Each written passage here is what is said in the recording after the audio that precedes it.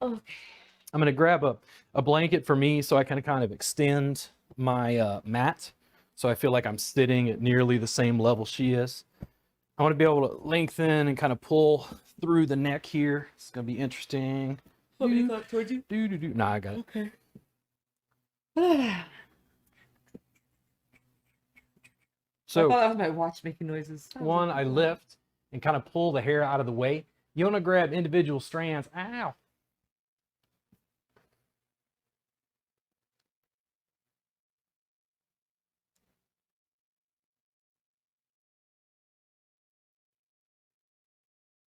So I want to scoop with a couple of fingertips on this left side and just strip, slide up and over the neck to the base of the skull there.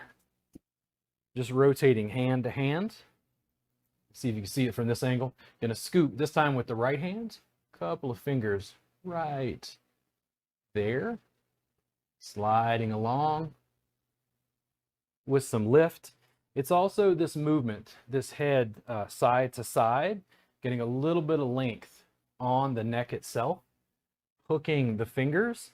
If you find that the person, I get clients like this, you ever have a big head, just heavy? It's like a big boulder. Yes. So you can use both hands, then you can just lift, right? You don't have to worry as much about the stripping. You might just be holding and then gently mobilizing. Another thing is I'm going to keep an eye on their facial expressions because I want to see if they're having any response to what I'm doing.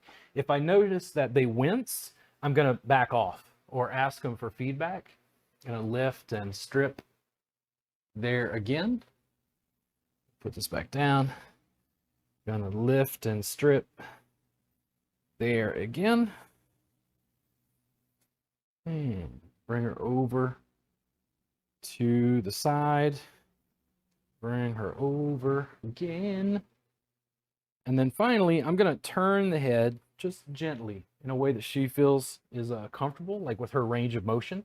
And then what I want to do here is I'm going to reach the left hand over and I'm going to pull and lengthen. There's a little bit of slide here. I'm just allowing some traction and length through the neck.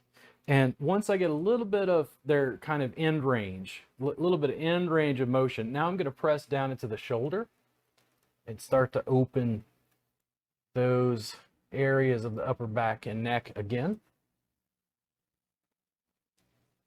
And I'm gonna bring her back to neutral and then slowly help her rotate to the opposite side. This time I'm gonna reach over with the right hand and I'm gonna mix it up. I'm gonna do a little bit of both.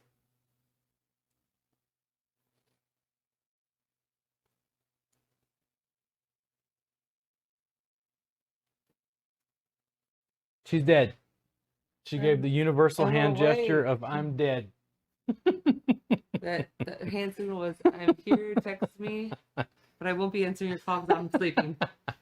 So I've got her face and her head generally at like neutral.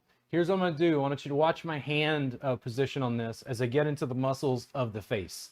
Complex, but I don't want you don't have to worry about one specific muscle. It's just not necessary. You know, what we're gonna do is I'm gonna take my hands and I'm gonna split over the chin. You getting cold? Yeah, that's fine. Okay. So I'm gonna grab here, but there's gonna be a little bit of slide. Even though we haven't applied any oils, I'm just gonna hook over the chin and split the hands. I'm gonna slowly slide out over and around the cheekbones and then up around the temples, moving up towards the temporalis. You can kind of drag the fingers along with, just as long as you're not pressing towards their eyes. Low and slow. Then I can split right over the forehead. Is that too much, Kristen? Nope. Okay. She had just a little shift. I was just making sure everything was okay. I was like, oh, started to snore? No, I was supposed to sleep. Bye-bye. I'll like, do I have to go to sleep now? Okay. And then I'm going to put my hands directly back on the forehead, but I'm going to gently split across the forehead, go out over the tops of the eyebrows, and then start to come out around the temples. I'm going to curl my fingers in. down over the temples. There's really some length to temporalis there. And then I'm going to hook my fingers around the ears. If you find like an earring, just try to work around the earring. This isn't super hard. This is a very broad finger. It's not very sharp, it's very broad.